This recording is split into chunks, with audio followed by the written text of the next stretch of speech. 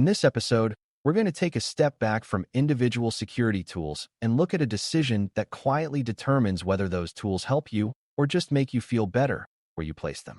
New learners often picture security devices like magical shields you attach to a network, but resilient security is much more like designing traffic flow in a city. If you put every checkpoint in the wrong spot, you create blind corners, traffic jams, and easy detours for anyone trying to slip through. If you place checkpoints thoughtfully, you make it harder to get in, harder to move around, and easier to notice problems quickly. Component placement is not about brand names or command lines. It is about understanding what kinds of traffic exist, where trust changes, and where you need to enforce rules versus where you need to observe. Once you get that mental model, you can reason clearly about firewalls, sensors, and access controls in a way that applies to almost any environment. Before we continue, a quick note. This audio course is a companion to our course companion books. The first book is about the exam and provides detailed information on how to pass it best. The second book is a Kindle-only ebook that contains 1,000 flashcards that can be used on your mobile device or Kindle. Check them both out at cyberauthor.me in the Bare Metal Study Guide series. The most important concept for placement is the idea of a trust boundary, which is simply the point where you stop assuming traffic is friendly and start treating it as potentially hostile. The internet is a low-trust space. Internal systems often have higher trust, and partner connections or remote users sit somewhere in between.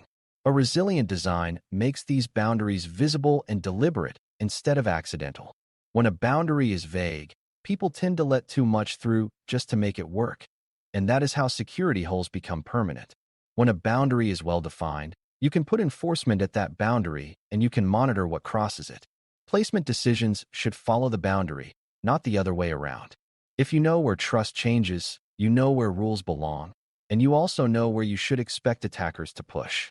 Good architecture doesn't eliminate all risk, but it forces risk to pass through places where you can control it and see it.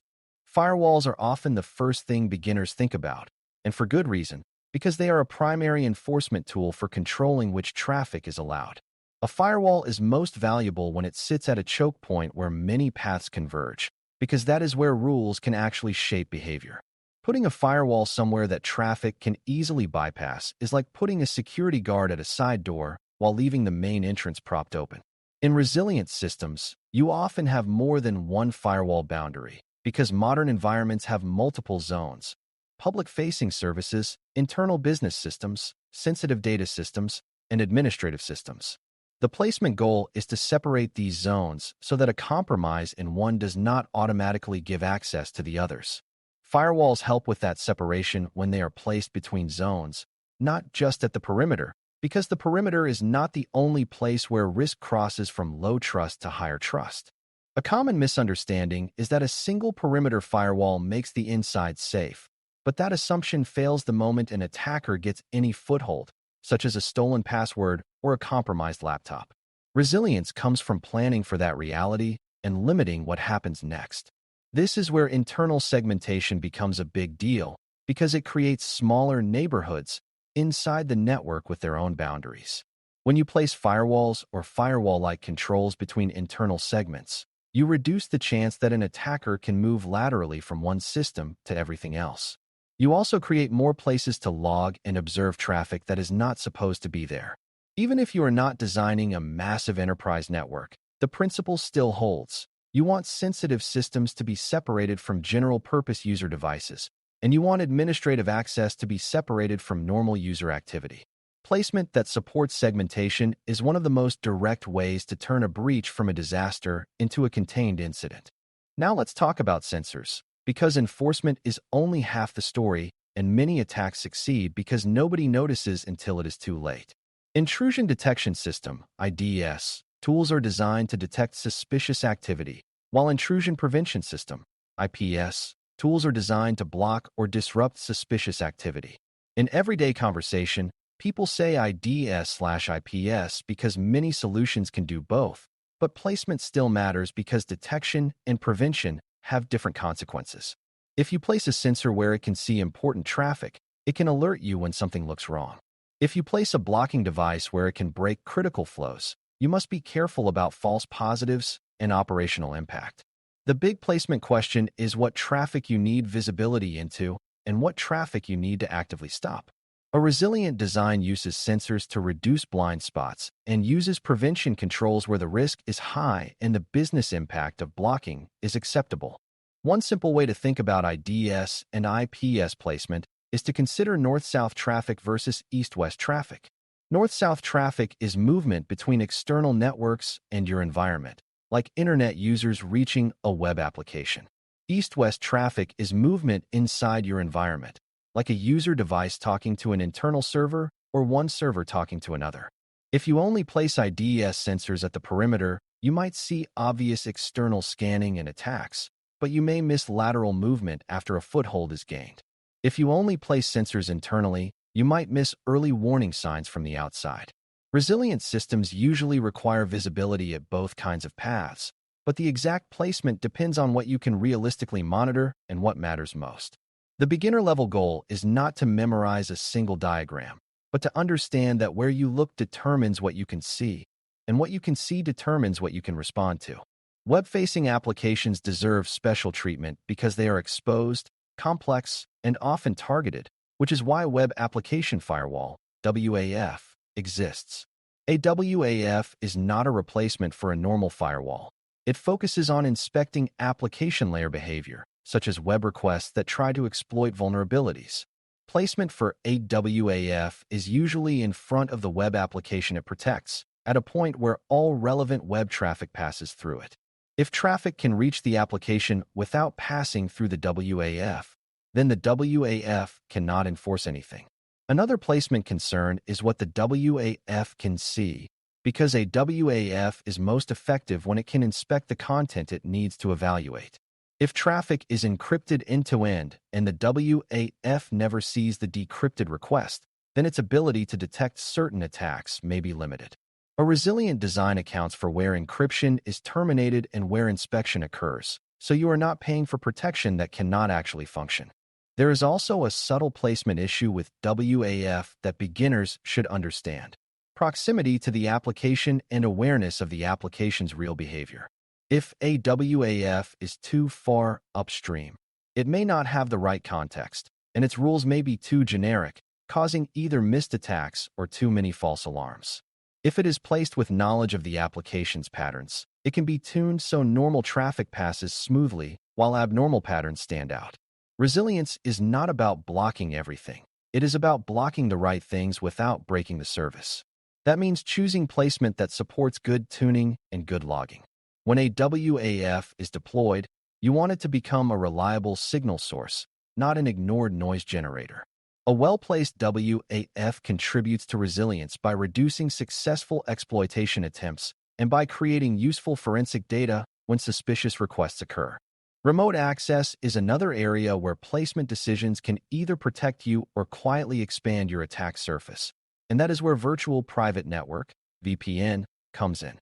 A VPN is often used to allow remote users to connect to an internal network in a controlled way, but the key question is what that connection grants once it is established.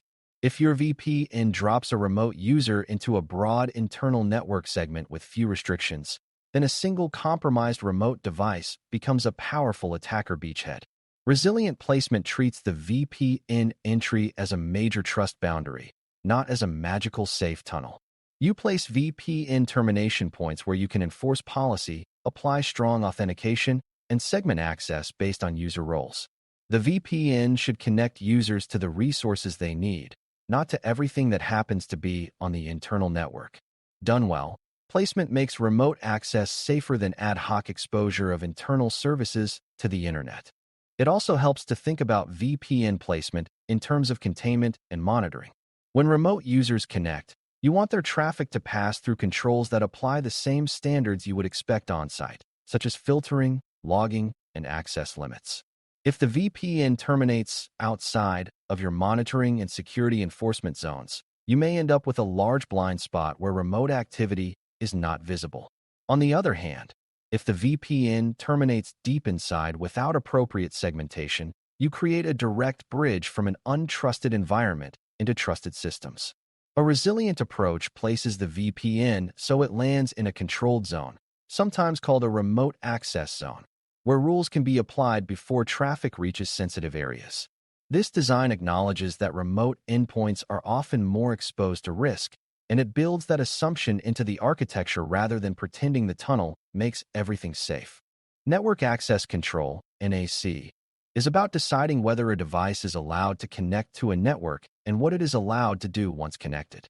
The placement mindset for NAC is that you want it as close as possible to the point where devices join, because that is where it can enforce meaningful admission decisions.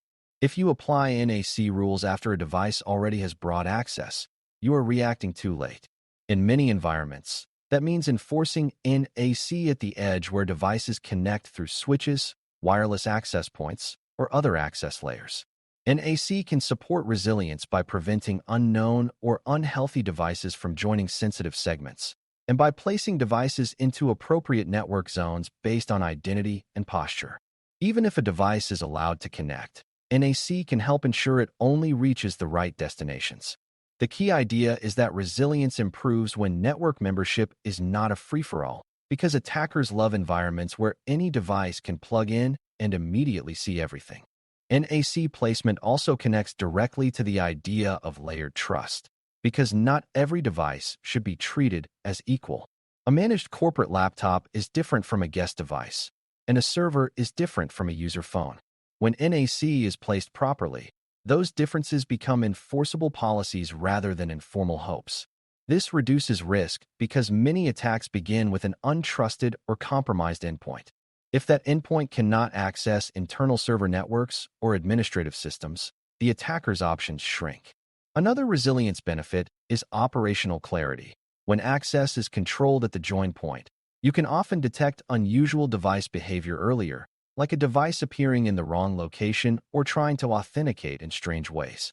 That early detection is part of resilience because it shortens the time between problem and response. A system that can tell you what is connecting and why is always safer than a system that simply assumes connections are fine. Once you understand individual components, the next step is to think about how they fit together without creating gaps or redundant choke points that slow everything down. A resilient design often layers controls so that one component backs up another, but layering only works if each layer adds meaningful coverage. For example, a firewall might enforce basic network rules, a WAF might enforce application-specific rules, and IDS sensors might provide detection across both areas. If you place all of these in the same spot without thinking, you might create a single overloaded point that becomes both a performance bottleneck and a single point of failure. Resilience includes availability, so security controls must be placed with capacity and redundancy in mind. You also want clear separation of responsibilities, so when an alert occurs you can tell which layer saw what and why. Good placement is not just about stopping attacks. It is about keeping the system stable, understandable, and maintainable under stress. Another placement concept that matters is minimizing bypass routes, because attackers will always look for the unmonitored path. If your web application is protected by a WAF, but there is a direct internal address that developers use, an attacker who gains internal access might hit that internal address and bypass the WAF entirely. If you put strong firewall rules at the internet edge but allow unrestricted traffic inside, an attacker who compromises one user device can move around quietly. If VP and users land inside a trusted segment, they may bypass the usual security checks applied to external traffic. Resilience improves when you deliberately route important traffic through the controls designed to protect it, and when you reduce the number of special cases. Special cases often start as reasonable exceptions, but over time, they become hidden doors. A secure architecture treats every exception as a risk decision that must be justified, logged, and monitored. It's also worth addressing the trade-offs between inline blocking and passive monitoring, because beginners often assume blocking is always better. IPS can stop certain attacks in real time, but it can also block legitimate traffic if it is wrong, and that can harm availability. IDS can alert without disrupting, but it requires people and processes to respond, and if alerts are ignored, detection becomes pointless. Resilient systems often use a mix. They block where confidence is high and the impact is manageable, and they detect where traffic is too sensitive to disrupt or where patterns are too complex to block safely. Placement supports this mix by ensuring detection coverage where you need visibility and prevention coverage where you need immediate protection. Over time, monitoring can also inform where prevention is safe to add, because you learn what normal traffic looks like, and you can tune rules accordingly. Resilience is built through a cycle of observing, learning, and strengthening, not through one dramatic deployment. When you zoom out, component placement is really a story about shaping attacker movement and shortening defender reaction time. Firewalls shape which paths are possible and reduce the number of reachable targets. IDS and IPS help you see and sometimes stop suspicious activity along those paths. WAF focuses on the unique risk of web applications and helps filter dangerous patterns before they hit the application logic. VPN controls where and how remote access enters your environment and whether that access is constrained to what is needed. NAC controls who and what gets onto the network in the first place, which can prevent many problems before they start. The resilience goal is that if something bad happens, it is confined, visible, and recoverable. When placement is thoughtful, each control reinforces the others, and attackers face more obstacles at every stage. As a final synthesis, the beginner takeaway is that resilient security design is not a pile of devices. It is a map of trust boundaries with controls placed where they can actually influence outcomes. You place firewalls at boundaries where traffic must be controlled, and you extend that mindset inside the environment through segmentation. You place IDS and IPS where they can see the right traffic and where blocking won't create more harm than good. You place a WAF where all relevant web traffic must pass and where it can generate useful, actionable signals. You place VPN termination where remote access can be constrained and monitored rather than treated as automatically trusted. You place NAC at the point of network entry so devices are admitted deliberately, not by accident.